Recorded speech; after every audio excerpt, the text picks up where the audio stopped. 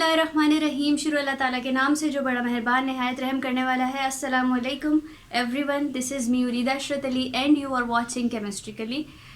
जो लोग फेसबुक के ज़रिए मुझसे कनेक्टेड थे वो लोग जानते होंगे। इसके अलावा मैंने यूट्यूब कम्युनिटी पे भी ये पोस्ट किया था कि मैं 10 अक्टूबर तक जो अपने सेमेस्टर एग्ज़ाम्स की वजह से या फाइनल एग्ज़ाम्स हमारे, तो मैं उसकी वजह से वीडियो अपलोड नहीं कर सकूँगी।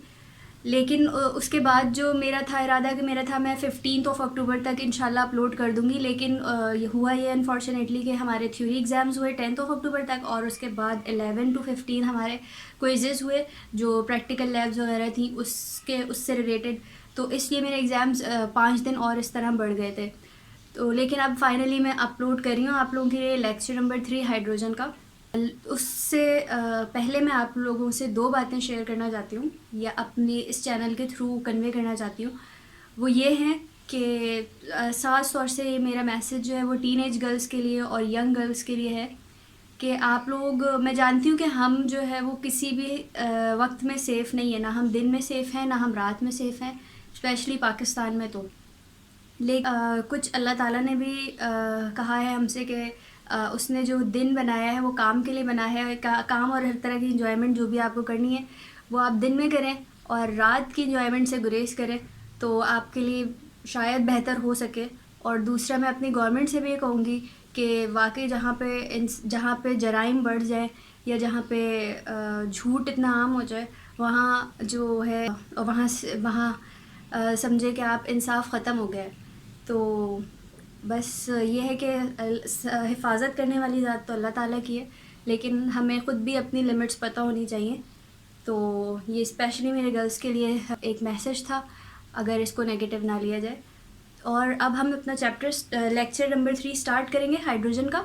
तो हमने 2 लेक्चर हाइड्रोजन के कवर कर लिए थे और मैं इसके बाद इंशाल्लाह यानी कि हाइड्रोजन का चैप्टर मेरे ख़्याल से आज का एक लेक्चर और एक और लेक्चर होगा उसके लिए शायद। तो टोटल 4 लेक्चर होंगे हाइड्रोजन के। तो उसके बाद हम ऑर्गेनिक पोर्शन पे आ जाएंगे, क्योंकि काफ़ी रिक्वेस्ट आ रही थी ऑर्गेनिक के लिए कि मैं ऑर्गेनिक स्टार्ट करा दूँ, और मुझे लगता है कि ज़्यादा कॉन्सेप्ट्स और ट्रिक भी ऑर्गेनिक में ही यूज़ होती हैं। इनऑर्गेनिक का ज़्यादातर काम जो होता है वो आपको याद ही करना होता है। तो इसलिए हम जो है वो हाइड्रोजन कवर करने के बाद इंशाल्लाह ऑर्गेनिक स्टार्ट करेंगे। और मेरी पूरी कोशिश है कि मैं अब जल्दी वीडियो अपलोड करूँगी या जल्दी लेक्चर अपलोड करूँगी आप लोगों के लिए। तो स्टे कनेक्टेड विद मी। और वो जो मेरा फेसबुक पेज है उससे भी आप लोग लाइक कर सकते हैं उसे लेटेस्ट अपडेट के लिए। और इसके अलावा आप इस चैनल को सपोर्ट कर सकते हैं सब्सक्राइब करके। तो please subscribe to this channel and let's begin the video.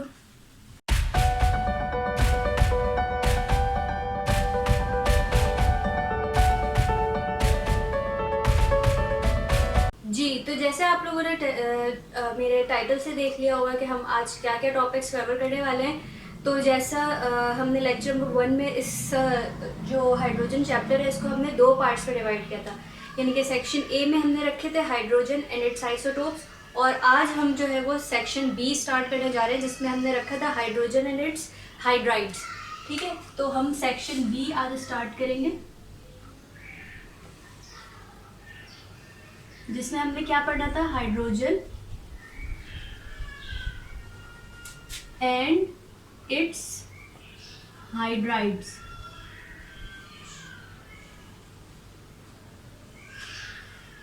ठीक है, ये जो था हमने कैटेगराइज, इसको हमने अपनी आसानी के लिए किया था। इसके अंदर कोई भी वो नहीं था कि मतलब बुक में है तो हमें करना है, ये सिर्फ हमने अपनी आसानी के लिए और सिस्टमेटिक तरीके से पढ़ने के लिए हमने इसको कैटेगराइज किया था।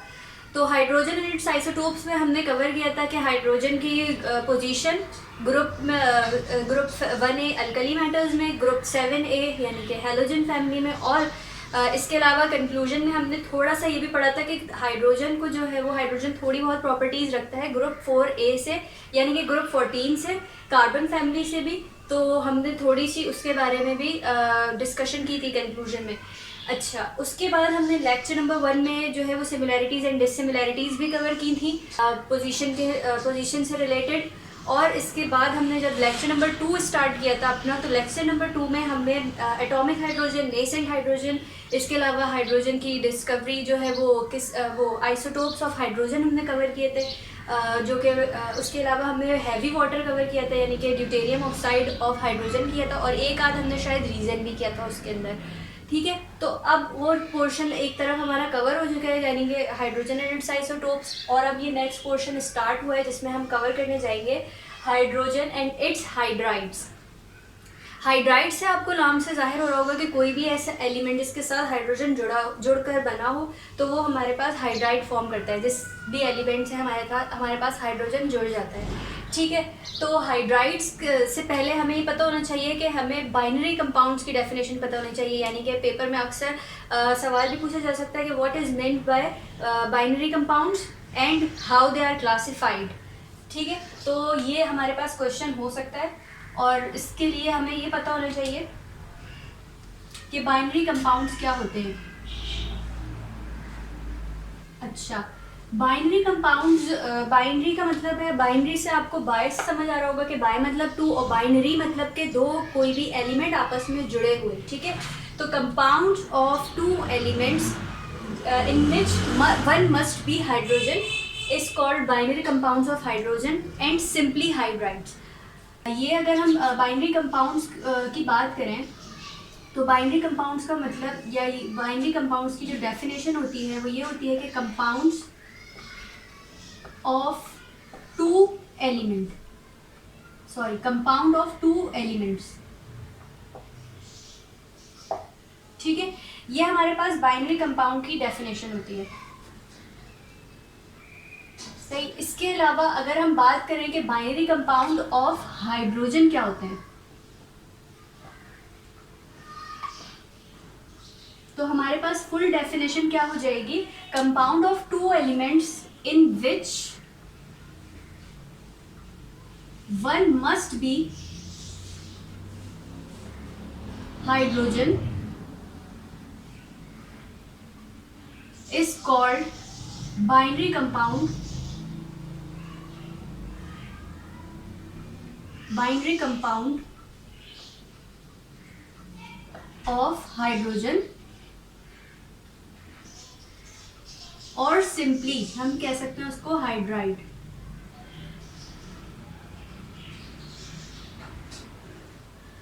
ठीक है, या तो हम उसको बाइनरी कंपाउंड ऑफ हाइड्रोजन कह दें, या तो हम उसको बाइनरी कंपाउंड ऑफ हाइड्रोजन कह दें, या हम उसको सिंपली हाइड्राइड कह दें। तो ये दोनों की डेफिनेशन, यानी कि हाइड्राइड की डेफिनेशन भी यही होगी हमारे पास, और बाइनरी कंपाउंड ऑफ हाइड्रोजन के लिए भी हमारे पास सेम डेफिनेशन रहेगी। ठीक है, तो इसके बाद हम इसको क्लासीफाई करेंगे कि बाइनरी कंपाउंड ऑफ हाइड्रोजन जो है वो और किन किन उसमें क्लासीफाई हो सकते हैं, या इसकी क्लासिफिकेशन क्या है। तो अगर हम बात करें क्लासिफिकेशन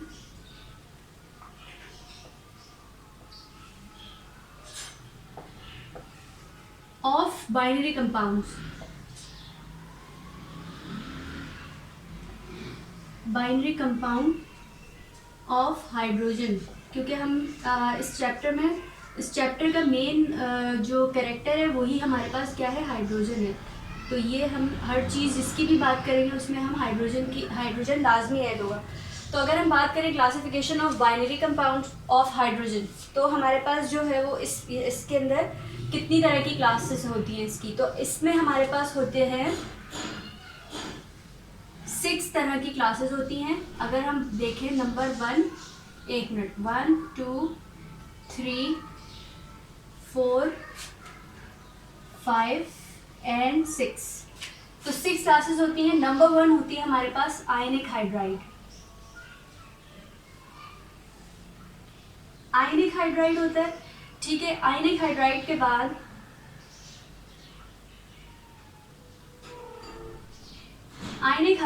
बाद हमारे पास आता है कोवलेंट हाइड्राइड। अभी हम सिर्फ नाम डिस्कस कर रहे हैं, ठीक है। उसके बाद जब हम इनको पढ़ेंगे तो हम एक एक को ब्रीफली पढ़ेंगे, ठीक है। तो आयनिक हाइड्राइड के बाद आता है हमारे पास कोवलेंट हाइड्राइड। कोवलेंट हाइड्राइड के बाद हमारे पास आता है मेटेलिक हाइड्राइड। मेटेलिक हाइड्राइड इसके बाद हमारे पास आता है बॉर्डर लाइन हाइड्राइड। इसके बाद हमारे पास आता है कॉम्प्लेक्स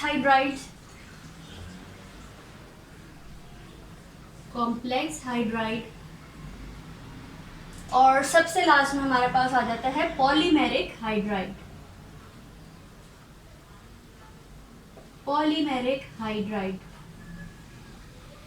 ठीक है। तो अगर हम बात करें आयनिक हाइड्राइड की, तो इन्हें हम जो है वो ट्रू हाइड्राइड्स भी कहते हैं। ठीक है। ट्रू हाइड्राइड्स क्यों ये कहलाती हैं? क्योंकि ये प्योर आयनिक बॉन्ड ही फॉर्म करती हैं, यानी कि ये सॉल्ट लाइक और स्लाइन हाइड्राइड्स भी कहलाई जाती हैं। ठीक है, यानी कि सॉल्ट लाइक स्लाइन हाइड्राइड्स भी हम इन्हें कहते हैं। ठीक है। तो इसकी वजह ये है कि इसमें हमारे पास ये ग्रुप जो हमारे पास आयनिक हाइड्राइड है, ये ग्रुप 1A और 2A के मेटल्स से मिलकर बनती हैं। मेटल और हाइड्रोजन मिलते हैं तो ये फॉर्म होती हैं आयनिक हाइड्राइड। और इसमें जो मेटल होता है वो अपने ऊपर प्योरली पॉजिटिव चार्ज कैरी करता है, जबकि हाइड्रोजन जो है वो नेगेटिवली इसमें बिहेव करता है, जिसकी वजह से ये दोनों आपस में स्ट्रॉन्ग आयनिक बॉन्ड फॉर्म करते हैं। ठीक है। और ये इसी वजह से कहलाती हैं आयनिक हाइड्राइड्स। अब हम इनको डिटेलिंग एक एक करके पढ़ते जाएंगे तो हमें सारी चीज़ें क्लियर होती जाएंगी। अभी मैं सिर्फ थोड़ी चीज़ें बता रही हूँ कि इन्हें आयनिक ट्रू हाइड्राइड्स भी कहते हैं, इसके अलावा सॉल्ट टाइप और स्लाइन हाइड्राइड्स भी कहते हैं। अभी हम आगे जाके इनकी प्रिपरेशन प्रॉपर्टीज़ भी मजीद पढ़ेंगे। ठीक है। अच्छा, कोवलेंट हाइड्राइड्स भी हम डिटेल में पढ़ेंगे। मेटालिक हाइड्राइड का दूसरा नाम जो होता है इंटरस्टिशियल हाइड्राइड भी हम इन्हें कहते हैं। इंटरस्टिशियल हाइड्राइड्स, और वो हम क्यों कहते हैं इसे, वो हम रीजन में कवर करेंगे। ठीक है। इसके अलावा सारे आपके सामने हैं, बाकी सबके कोई अलग से नेम नहीं है, सिर्फ इन दो के थे, तो मैंने सोचा कि मैं यहाँ पे थोड़े से रिफाइन कर दूँ। ठीक है। अब हम शुरू करते हैं अपना आयनिक हाइड्राइड से। तो नंबर 1 कौन सी हाइड्राइड कवर करना है हमें? सबसे पहले आयनिक हाइड्राइड के बारे में।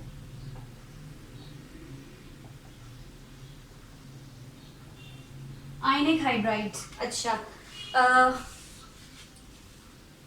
these are hydrides of group 1A and 2A elements except beryllium and magnesium। अच्छा, एक्सेप्शंस बहुत ज़्यादा होती हैं केमिस्ट्री में, तो अब हम इसमें ये भी देखेंगे और उन्हीं से हमारे रीजंस बनते हैं। ठीक है। तो रीजंस बहुत ज़्यादा इंपॉर्टेंट होते हैं मेरे ख्याल से, मुझे याद है जहाँ तक, तो रीज़न का एक अलग से सवाल आता है जिसमें 4-5 सिर्फ रीज़न ही आते हैं एग्जाम्स में, और हमें उनके आंसर बहुत बेसिक होते हैं अगर हमारे कॉन्सेप्ट्स अच्छे हों। ठीक है। तो वो ज़्यादातर जो है वो एक्सेप्शनल केसेस के रीजंस बनते हैं। तो अब इसमें एक्सेप्शन है तो इसमें डेफिनेटली बहुत सारे रीजंस होंगे। ठीक है। आयनिक हाइड्राइड को, जैसे कि मैंने आपको बताया, इसको हम ट्रू हाइड्राइड्स भी कहते हैं। मार्कर में चेंज कर लेती हूँ। इनको हम ट्रू हाइड्राइड्स भी कहते हैं। ठीक है। अच्छा, फिर अगर हम क्या कहते हैं, सबसे पहले इसकी डेफिनेशन लिख लेते हैं कि these are hydrides of, ये डेफिनेशन तो नहीं हुई, थोड़ी सी इसके बारे में इंफॉर्मेशन ये है। these are hydrides of group 1A alkali metals and alkaline earth metals। ठीक है। alkali metals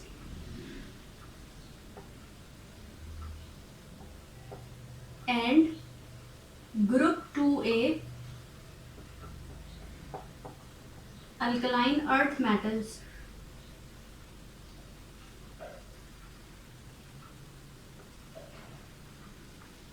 alkaline earth metals except, अब ये आ गया हमारे पास exceptional case, except magnesium, except beryllium and magnesium. ठीक है।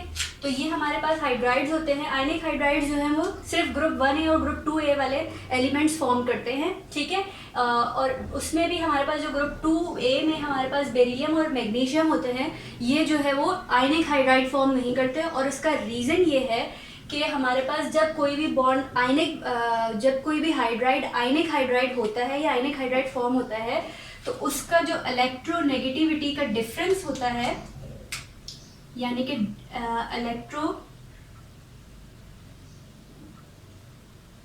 इलेक्ट्रोनेगेटिव डिफरेंस उसका जो होता है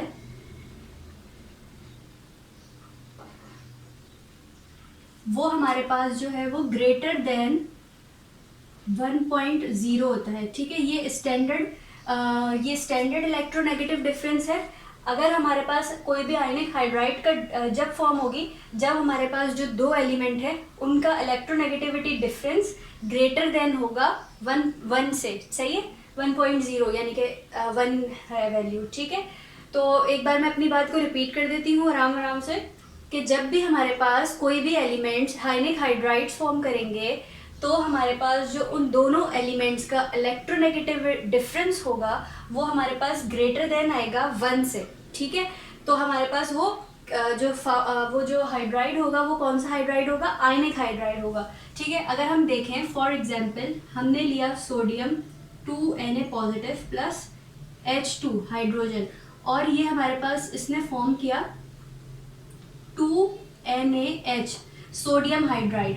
ठीक है, तो अगर हम इसका इलेक्ट्रोनेगेटिव डिफरेंस देखें तो सोडियम की जो इलेक्ट्रोनेगेटिविटी वैल्यू है, क्योंकि ये हाईली पॉजिटिव होता है, ठीक है, और ये हाईली लेफ्ट साइड पे होता है, तो लेफ्ट टू राइट जो है वो इलेक्ट्रोनेगेटिविटी इंक्रीज होती है, तो ये बहुत ही ज़्यादा लेफ्ट साइड पे, तो इसका इलेक्ट्रोनेगेटिविटी की वैल्यू 0.3 होती है, जबकि हमारे पास हाइड्रोजन की इलेक्ट्रोनेगेटिविटी की वैल्यू 2.20 होती है। ठीक है, तो अब हम जो है वो अगर 2.20 से माइनस करें 0.93 को तो हमारे पास आएगा 1.27, ये डिफरेंस आएगा। तो 1.27 इज ग्रेटर देन 1। ठीक है, जब भी हमारे पास जो सोडियम है वो हाइड्रोजन से मिलकर आयनिक हाइड्राइड फॉर्म करता है, यानी कि सोडियम हाइड्राइड फॉर्म करता है। ठीक है, अब बेरिलियम और मैग्नीशियम में ऐसा क्यों नहीं होता, क्योंकि इनकी जो इलेक्ट्रोनेगेटिविटी है, इलेक्ट्रोनेगेटिविटी की वैल्यू है वो हमारे पास हाइड्रोजन से बहुत ज़्यादा क्लोज होती है, हाइड्रोजन की इलेक्ट्रोनेगेटिविटी वैल्यू से बहुत ज़्यादा क्लोज होती है। ठीक है, यानी कि बेरिलियम की हमारे पास होती है आई गेस 1.2 और हमारे पास मैग्नीशियम की होती है 1.5। ठीक है, तो ये जो डिफरेंस है ये बहुत ज़्यादा वो आता है, मतलब कि ग्रेटर देन 1 आता है, लेस देन 1 आता है, या इक्वल टू 1 आता है। ठीक है, तो हमारे पास जो डिफरेंस आना चाहिए कोवेलेंट बॉन्ड फॉर्म करने के लिए वो ग्रेटर देन 1 आना चाहिए, इलेक्ट्रोनेगेटिविटी का डिफरेंस। ठीक है, अच्छा, अब ये जो है सिर्फ आपको एक्सेप्शनल केस ये निकालने की बिल्कुल भी कोई ज़रूरत नहीं होती, ये मैंने सिर्फ समझाने के लिए आपको निकाल कर दिखाया इलेक्ट्रोनेगेटिविटी का डिफरेंस।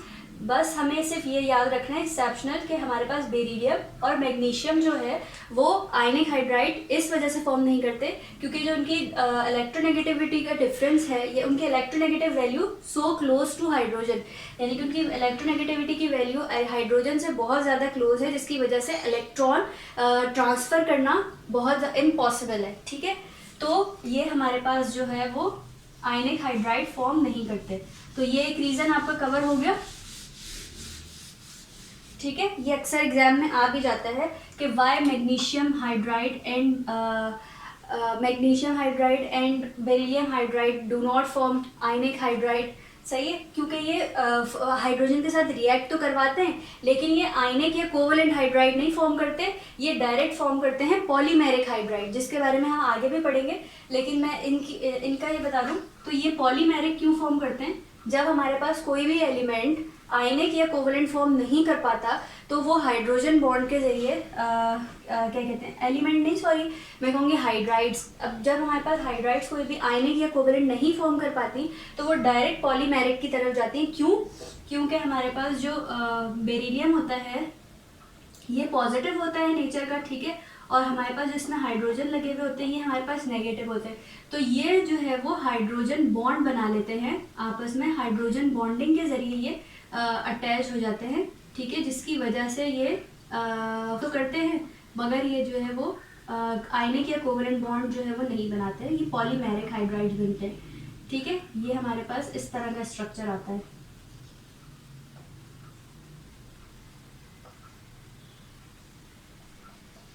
ठीक है, ये इस तरह का स्ट्रक्चर होता है। और इसी तरह यहाँ पे अगर मैं BE हटा के जो है वो यहाँ पे मैं लगा दूं Mg, तो Mg भी इसी तरह की पॉलीमर बनाता है। ठीक है, पॉलीमर का मतलब ये होता है हमारे पास पॉली मतलब बहुत सारे, ठीक है, हमारे मतलब कनेक्टेड इन चेन फॉर्म। ठीक है, तो पॉलीमर जो है वो हमारे पास एक चेन लाइक स्ट्रक्चर, ये चेन लंबी सी चलती चली जाती है। ठीक है, तो ये मैंने अभी यहाँ पे रोक दिया, बट यहाँ पे जो है वो चेन कंटिन्यू रहती है, ये तो यहाँ पे N नंबर आ जाता है। ठीक है जी।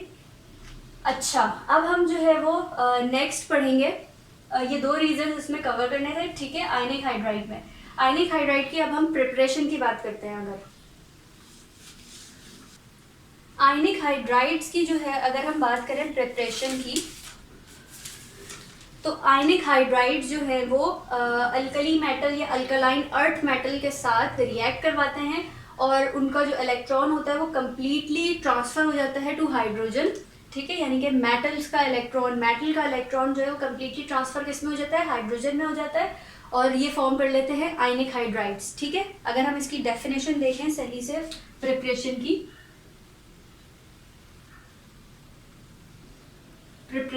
ठीक है, डेफिनेशन अगर हम देखें तो हमारे पास आएगी कि व्हेन अल्कली और alkaline earth metals are heated with hydrogen, और हीट करने से ये फॉर्म होते हैं। ठीक है, when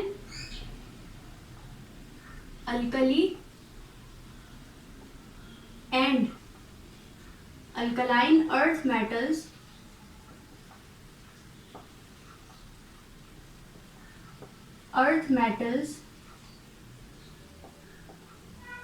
when alkali and alkaline earth metals are heated with hydrogen,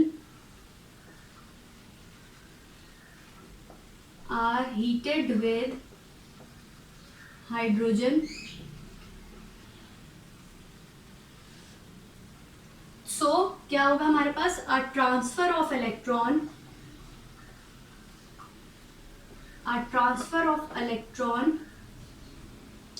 from metal to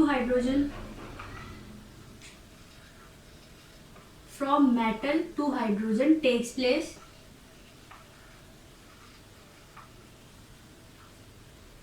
place to give ionic hydrides.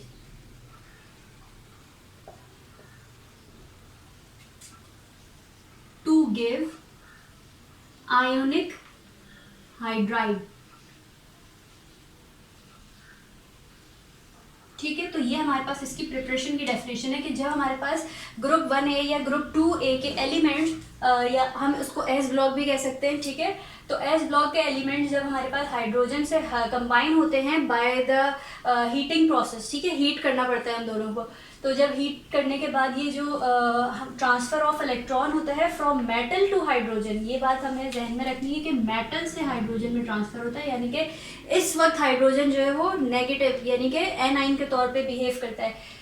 Metal to hydrogen take place to give ionic hydride. ठीक है, अगर हम इसकी एग्जांपल देख लें, प्रिपरेशन की इक्वेशन देख लें, क्योंकि इक्वेशन जो हैं वो अगर आप लोग साथ के साथ समझ के करेंगे तो वो आपके जहन में रहेंगे। इक्वेशन जो हैं वो पेपर में बहुत तरीके से पूछी जा सकती हैं। ठीक है, तो अभी हम आगे इसमें कवर भी करते रहेंगे, लेकिन अभी हम देखते हैं इक्वेशन। अगर हम बात करें ग्रुप 1A से, ठीक है, ग्रुप 1A के मैंने आप लोगों को पीरियोडिक टेबल इसीलिए बता दिया था, याद कराया था। तो ग्रुप 1A के जो एलिमेंट होते हैं,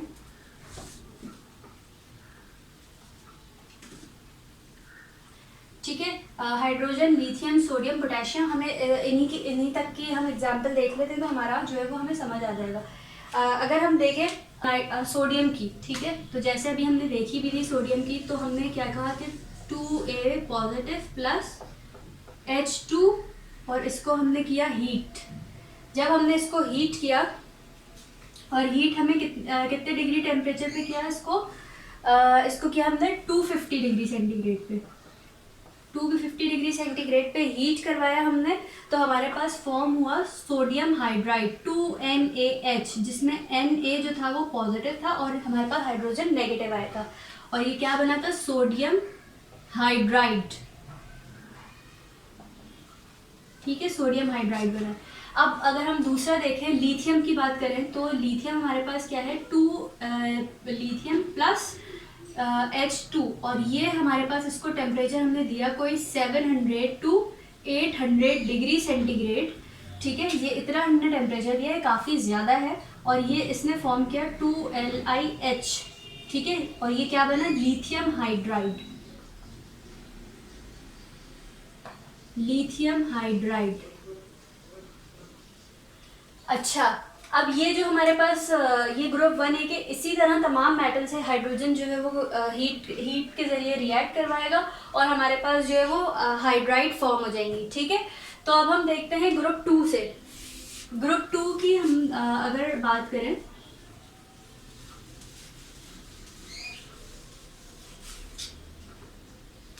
ग्रुप 2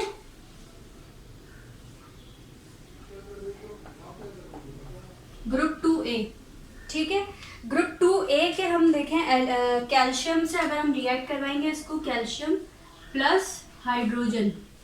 अब ग्रुप 2 इसको हीट कितनी देंगे हम, 800 डिग्री सेंटीग्रेड पे हम टेम्परेचर इसको प्रोवाइड करेंगे, हीट प्रोवाइड करेंगे, और ये फिर फॉर्म कर लेगा CaH2 ट्वाइस। ठीक है, क्योंकि जो इसका जो हमारे पास वो होता है ऑक्सीडेशन स्टेट होती है, वो हमारे पास +2 होती है। ठीक है, तो ये दो हाइड्रोजन दो हाइड्रोजन के जो एटम है वो डायरेक्टली इससे जुड़ जाएंगे, कंबाइन हो जाएंगे। ठीक है, कैल्शियम से।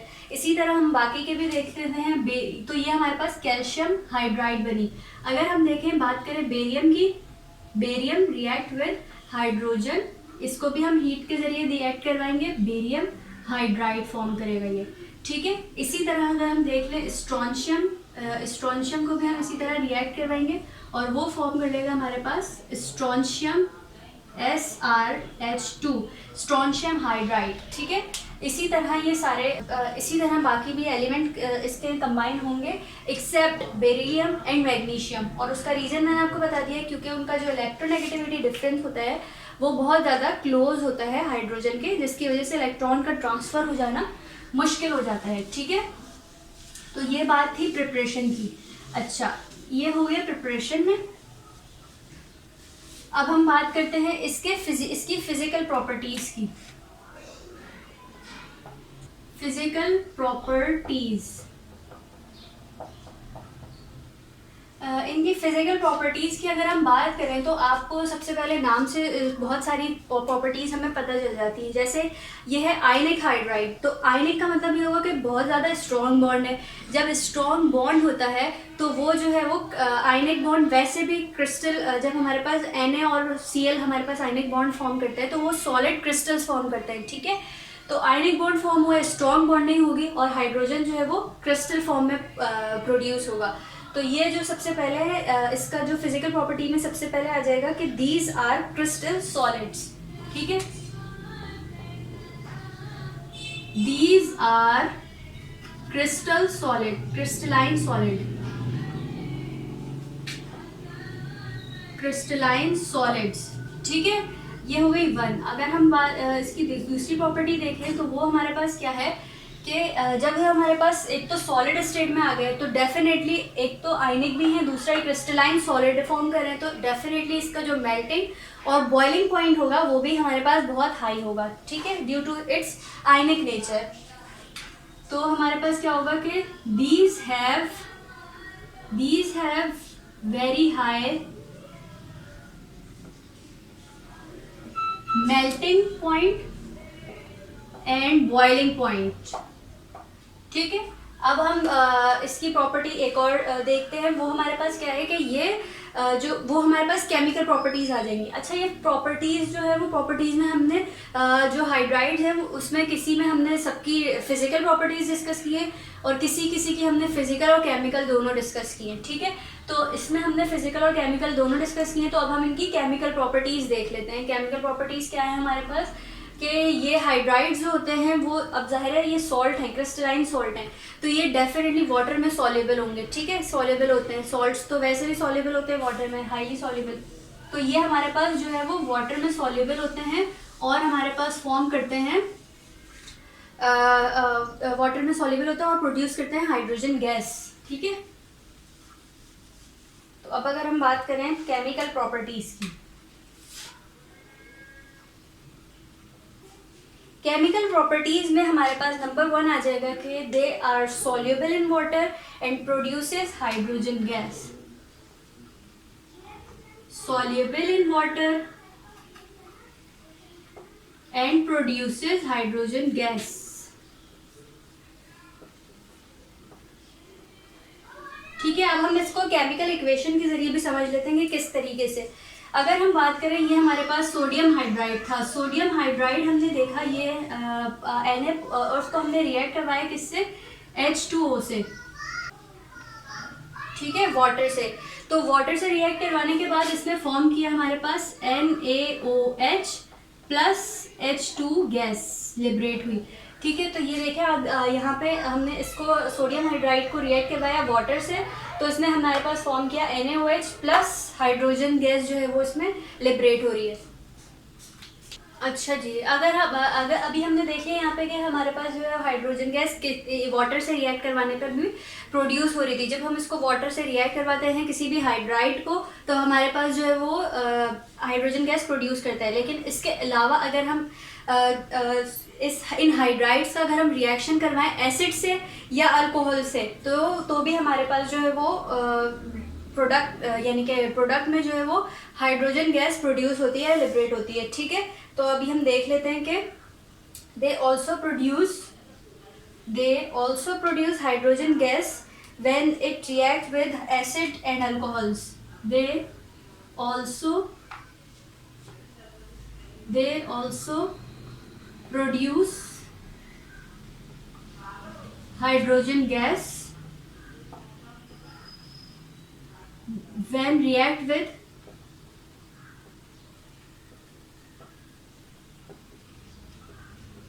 acids and alcohols,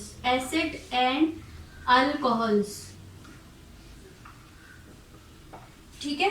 अगर हम इसकी इक्वेशन देखें, केमिकल इक्वेशन, तो हमारे पास सबसे पहले आ जाएगा, जैसे सोडियम की हमने बात की, सोडियम हाइड्राइड प्लस, अच्छा किसी ने मुझसे ये भी शिकायत की थी कि मैं सिर्फ सोडियम के बारे में ही क्यों बताती हूँ। तो देखिए, सबसे इजी रहता है कि जब हम किसी भी ऐसे एलिमेंट के बारे में पढ़ें जो कि बहुत ज़्यादा कॉमन हो और जिससे हमें समझ भी आए। तो सोडियम और लिथियम और ये सब शुरू के एलिमेंट जो हैं वो इस तरीके से होते हैं या हमारी नज़र से इतने ज़्यादा गुजरे हुए होते हैं कि हमें इनके बारे में ही समझना थोड़ा आसान भी होता है और क्या कहते हैं, समझ भी आता है। दूसरा है कि अगर हम हायर एलिमेंट्स की तरफ जाएंगे तो उसमें 10 तरह की कंडीशन लग जाती हैं। तो फिर इसलिए मैं जो है वो ज़्यादातर कोशिश करती हूँ कि मैं इजी एलिमेंट्स की आप लोगों को एग्जाम्पल देकर समझा सकूँ, ताकि, और वैसे भी इतने हायर जो है वो एलिमेंट्स आते भी नहीं हैं पेपर एग्जाम में, तो आपको आपके ही लेवल की चीज़ पढ़ाई जाती है। ठीक है, तो सोडियम हाइड्राइड है हमारे पास NaH, और हमने उसको रिएक्ट करवाया एसिड से यानी कि HCl से, तो हमारे पास प्रोडक्ट में आया है NaCl प्लस हाइड्रोजन 2 हमारे पास गैस लिबरेट हुई है। ठीक है, NaCl क्योंकि यहाँ पे हाइड्रोजन पॉजिटिव था, यहाँ पे Cl नेगेटिव था, और यहाँ पे ये H नेगेटिव था, यहाँ पे पॉजिटिव था। ठीक है, तो ये पॉजिटिव ने ले लिया और ये हमारे पास नेगेटिव ने ये वाला आयन ले लिया सोडियम का, तो ये NaCl ये फॉर्म हो गया और हमारे पास जो लिबरेट हुई वो हमारे पास हाइड्रोजन गैस लिबरेट हुई। ठीक है, अब हम बात करते हैं एसिड के साथ हमने कर लिया, अल्कोहल्स के साथ भी हम देख लेते हैं। तो हमने जैसे एसिड के साथ मैं आप लोगों को एक और की एग्जांपल दे देती हूँ, lithium hydride plus HCl acid के साथ, और इसने फॉर्म किया lithium chloride plus hydrogen gas, ये लिबरेट हुई। ठीक है, अब हम बात करते हैं दूसरे अल्कोहल्स की। अल्कोहल्स के साथ कैसे रिएक्ट करवाएंगे, सोडियम हाइड्राइड ली हमने प्लस C2H5OH, ये हमारे पास इथेनॉल है। ठीक है, इथेनॉल का फॉर्मूला है ये। इथेनॉल से जब हमने इसको रिएक्ट करवाया जो कि अल्कोहल का ही जो कि अल्कोहल है, ठीक है, इथेनॉल से जब हमने इसको रिएक्ट करवाया तो इसने फॉर्म किया C2H5ONA सॉल्ट, ठीक है, प्लस हमने प्रोड्यूस की इसने H2 गैस। ठीक है, और यहाँ पे अगर हम ये देखें तो ये हमारे पास नेगेटिव है O तक, ठीक है, और ये पॉजिटिव हाइड्रोजन है, ठीक है, प्रोटोनेटेड है, और यहाँ पे हमारे पास हाइड्रोजन नेगेटिव है और यहाँ पे Na पॉजिटिव है। तो ये जो है वो इसके साथ इसने इसको ले लिया और इसने इसको ले लिया, इस हाइड्रोजन को, ठीक है। तो ये हमारे पास इस तरह हाइड्रोजन गैस लिबरेट हो गई यहाँ पर। अच्छा, अब इसके अलावा अगर हम देखें एक और प्रॉपर्टी इसकी केमिकल प्रॉपर्टीज़ में, कि हाइड्राइड जो है वो बहुत ज़्यादा अच्छे रिड्यूसिंग एजेंट भी होते हैं। रिड्यूसिंग एजेंट का मैंने आपको बताया कि कोई भी रिड्यूसिंग एजेंट होगा तो वो ऑक्सीडाइज करवाएगा, ठीक है, अपोजिट वर्क करवाते हैं। तो हम देखते हैं कि ये कैसे रिड्यूसिंग एजेंट के तौर पे भी सोडियम वो हाइड्राइड्स रिड्यूसिंग एजेंट के तौर पे कैसे रिएक्ट करते हैं। आयनिक हाइड्राइड्स,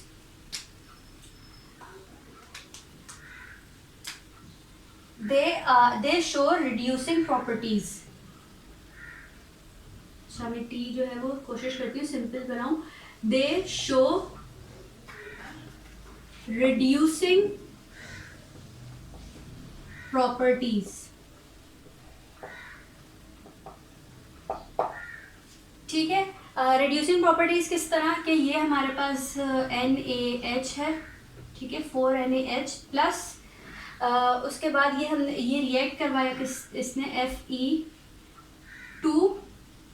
Fe3O4 से, Fe3O4 से, और हमारे पास प्रोडक्ट में बना 3Fe प्लस 4NaOH, ठीक है।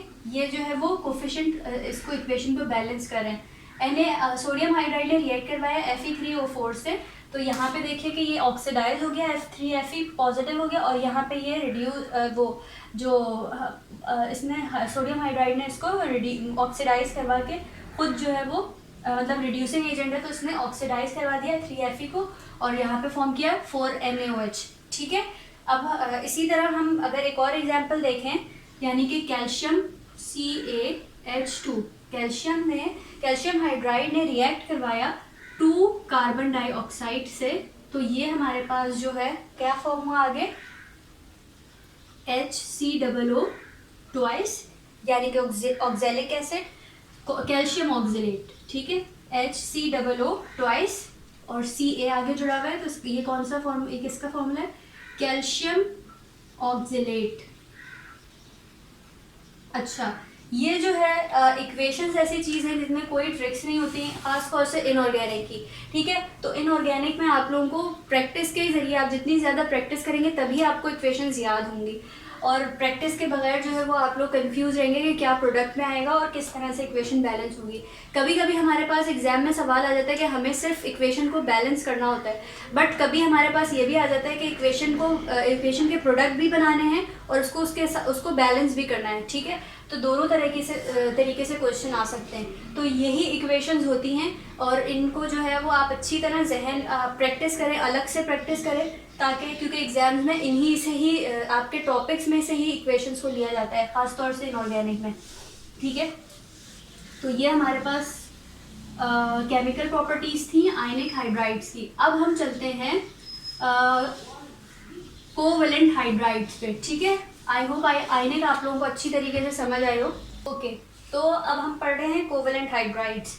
कोवैलेंट हाइड्राइड्स में सबसे पहले हम उसकी डेफिनेशन देखेंगे। तो हमारे पास कोवैलेंट हाइड्राइड्स में आ जाते हैं, non metals of group 3A, 4A, 5A and 7A are form covalent hydrides, ठीक है। यानी कि non metals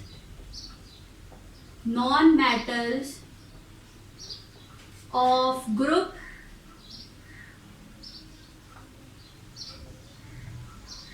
3A, 4A, 5A and 7A forms covalent hydride. अच्छा, अब इनकी प्रिपरेशन से पहले हम जो है वो बात कर लेते हैं इनकी फिजिकल प्रॉपर्टीज़ पे, सही है। तो फिजिकल प्रॉपर्टीज़ में सबसे पहली प्रॉपर्टी है कि दे आर कलरलेस गैसेस और लिक्विड। सबसे पहले तो या तो ये वो हमने पढ़े थे जो आयनिक हाइड्राइड्स थे, वो हमारे पास क्या थे, वो आयनिक हाइड्राइड्स आर क्रिस्टलाइन सॉलिड्स, वो सॉलिड्स थे, ठीक है। तो ये जो है वो या तो कलरलेस गैसेस होती हैं या फिर ये लिक्विड फॉर्म में होते हैं, ठीक है। अभी आप प्रिपरेशन में देख भी लेंगे। इसके बाद उनका जो क्या था, melting point and boiling point जो था वो हाई था, क्योंकि वो सॉलिड थे, ठीक है। और इसके अलावा वो आयनिक बॉन्ड फॉर्म कर रहे थे, तो आयनिक बॉन्ड जो है वो स्ट्रॉन्ग होता है कोवलेंट बॉन्ड से, तो इसलिए इनका जो मेल्टिंग एंड बॉइलिंग पॉइंट है वो क्या है, लो है। They have low melting and boiling point. मैं आपको कंपेयर करके इसलिए पढ़ा रही हूँ ताकि अगर आपके पास एग्जाम में इनका डिफरेंस भी आता है तो आपको जो है वो ये बातें जहन में हो, ठीक है। इसके बाद हमारे पास तीसरा पॉइंट इसका क्या है कि hydrides of group 3A 4A are neutral while hydrides of group 7A और 5A आर एसिडिक, ठीक है। सॉरी, बल्कि ये ख़त्म कर देते हैं, while group 7A are acidic, ठीक है। जो जी 7A के साथ बनाता है वो हमारे पास एसिडिक होती हैं हाइड्राइड्स की, कोवलेंट हाइड्राइड्स, ठीक है। अब इनकी प्रिपरेशन की हम बात करते हैं। अच्छा, प्रिपरेशन में हमारे पास क्या आ जाएगा, सबसे पहले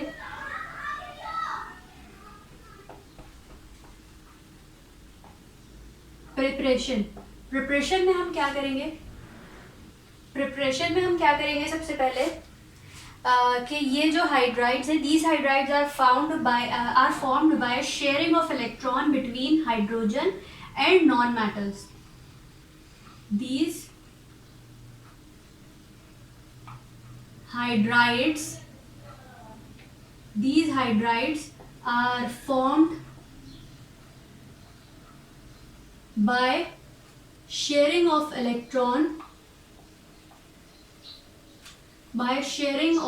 electron between hydrogen and non-metals, right। अच्छा, अब हम देखते हैं कि हमारे पास इनकी प्रिपरेशन किस किस तरीके से दी हुई है। अगर हम देखें कि नाइट्रोजन यानी कि ग्रुप 5A प्लस और इसको हम रिएक्ट करवाएं 3H2 हाइड्रोजन गैस के साथ, तो हमारे पास ये क्या फॉर्म करेगा, NH3 which is ammonia gas, ठीक है। ये क्या है हमारे पास, अमोनिया गैस। इसी तरह अगर हम ऑक्सीजन यानी कि 6A के एलिमेंट से ऑक्सीजन प्लस 2H2 से हम रिएक्ट करवाएं 2 हाइड्रोजन के मॉलिक्यूल से, तो ये हमारे पास फॉर्म होगा 2H2O यानी कि वाटर, जो कि क्या है हमारे पास लिक्विड होता है, ठीक है। इसी तरह अगर हम रिएक्ट करवाएं 7A से, तो 7A chlorine plus H2 hydrogen gas, और ये फॉर्म होगा हमारे पास 2HCl, जो कि क्या है, ये भी लिक्विड है। क्या नाम है इसका, हाइड्रोजन क्लोराइड,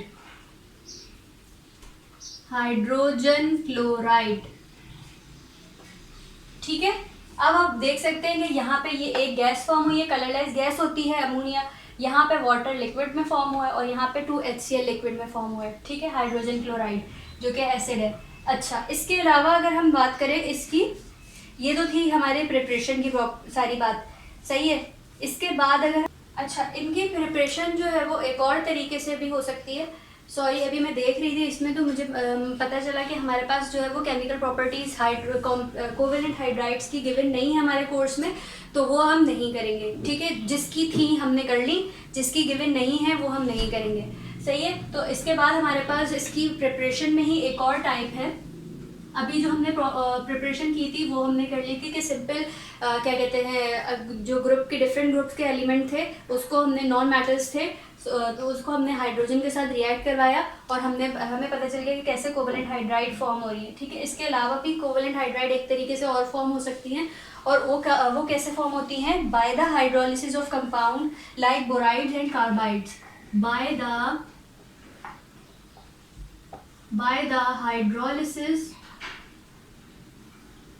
hydrolysis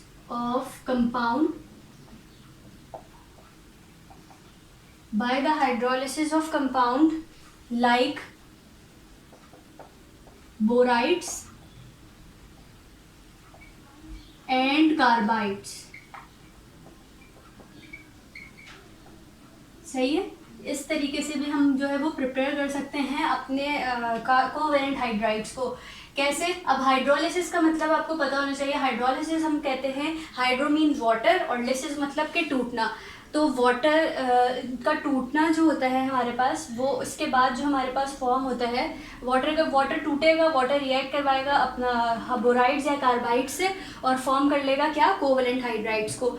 अच्छा, इसके बाद जो है वो हाइड्रोलिसिस का मतलब ये होता है कि रिएक्टेंट साइड पे वाटर ऐड हो रहा है, ठीक है।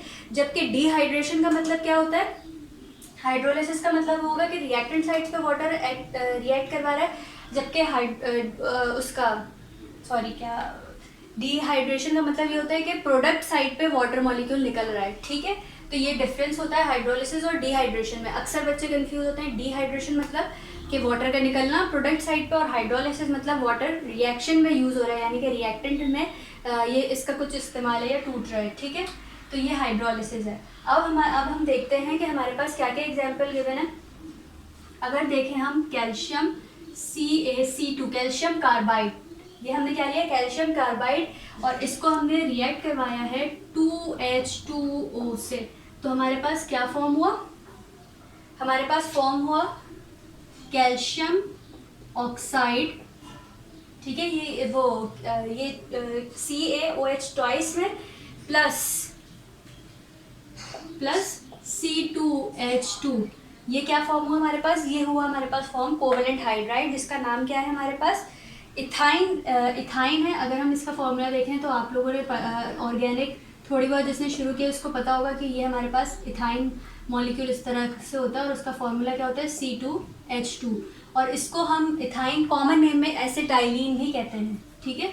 तो हम इसको इथाइन भी कह सकते हैं और हम इसको क्या कह सकते हैं, एसिटाइलिन, ठीक है।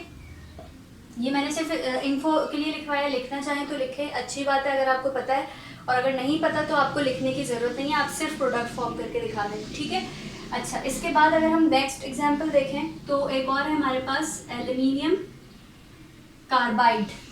एल्यूमिनियम कार्बाइड है हमारे पास, और ये जो है वो रिएक्ट करवाएगा 6H2O के साथ, और ये क्या फॉर्म करेगा हमारे पास, Al2O3 एल्यूमिनियम ऑक्साइड प्लस, और ये क्या फॉर्म करेगा दूसरी चीज़, C3CH4 यानी कि मीथेन गैस,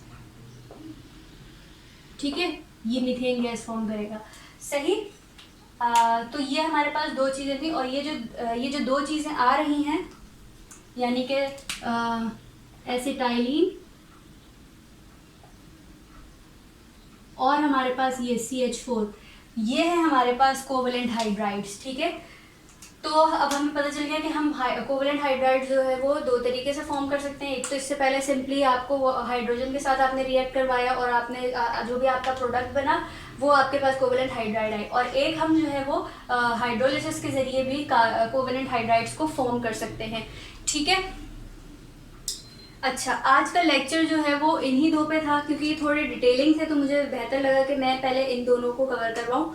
अब जो नेक्स्ट हम हाइड्राइड्स पढ़ेंगे तो उसमें ज़्यादातर किसी के मेरे ख्याल से सिर्फ पॉलीमेरिक में, आपको मैंने अभी भी वो डिस्कस कर दिया था कि पॉलीमेरिक जो है वो हमारे पास सिर्फ दो, बेरिलियम और मैग्नीशियम पॉलीमेरिक बनाते हैं, पॉलीमेरिक हाइड्राइड्स, तो हम उसमें वही डिस्कस करेंगे पॉलीमेरिक में। इसके बाद हम कॉम्प्लेक्स हाइड्राइड्स हमारी रह गई हैं, और बॉर्डर लाइन की शायद हमारे पास सिर्फ डेफिनेशन ही है कोर्स में हमारे, तो हम जो है वो कोर्स में ये चीज़ें जो कोर्स में हम वही डिस्कस करेंगे।